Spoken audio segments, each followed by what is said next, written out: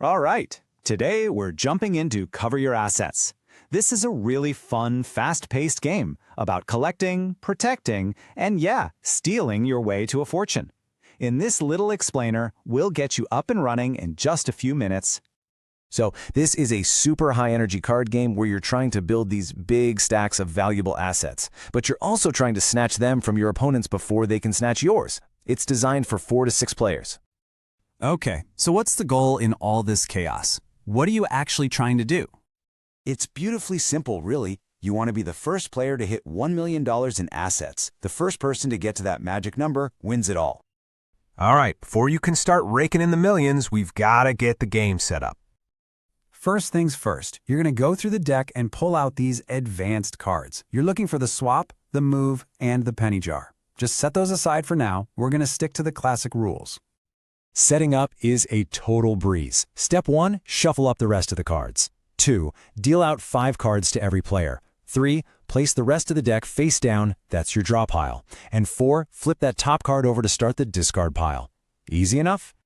Okay, the table's all set. Let's get right into the action. What you actually do on your turn. So, the heart and soul of this game are the asset cards. These are all the cool valuables you're trying to collect. You know, things like classic cars or priceless jewels. And each one has a dollar value printed right on it.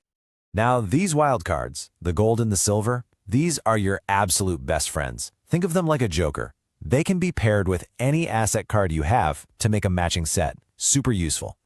When it's your turn, you have to pick one of 3 things to do. You can form a set of assets, you can challenge another player to try and steal their top set, or if you can't do anything else, you can just discard a card and draw a new one. Let's talk about forming a set. The most basic way is to just pair 2 identical asset cards right from your hand. Or you can get a little creative and use an asset from your hand to match the card that's sitting right on top of the discard pile. And of course, don't forget about those wilds. You can always take any asset card, like these comic books here, and pair it with a silver or gold wild to make a set.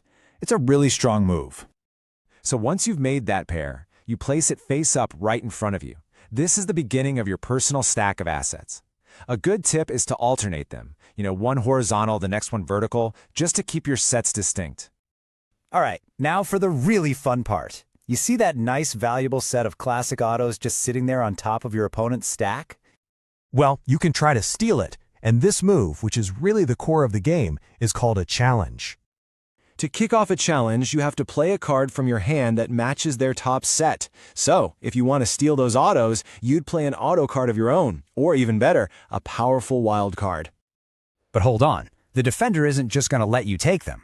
They get a chance to block you by playing their own matching asset or wild card right back at you. And this starts a back-and-forth battle. It keeps going until one person can't play another matching card. The last person to play a card wins the entire pile.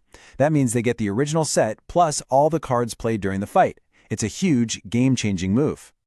No matter what you did on your turn, formed a set, challenged somebody, or just discarded, you always end your turn by drawing back up to 5 cards in your hand.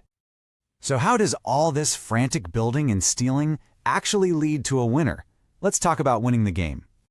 When the draw pile is empty and all the cards have been played, the round is over. That's when you'll add up the total dollar value of every single card in your personal stack. And as you can see, those big assets, and especially the wilds, are really where the money's at. You've got a couple ways you can decide to win. If you want a quick game, hey, the person with the highest score after just 1 round is the winner.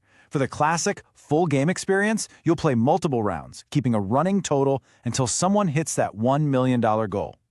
Okay, before we send you off to play, let's go over a couple of really crucial tips that'll give you a bit of an edge. Here's a great piece of advice, a real grandpa's tip.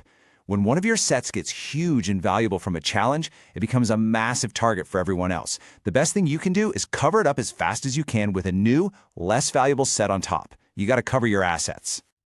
And please, remember these 2 super important rules. First, that very first set you lay down, the one at the very bottom of your stack, it's always safe. Nobody can ever steal it.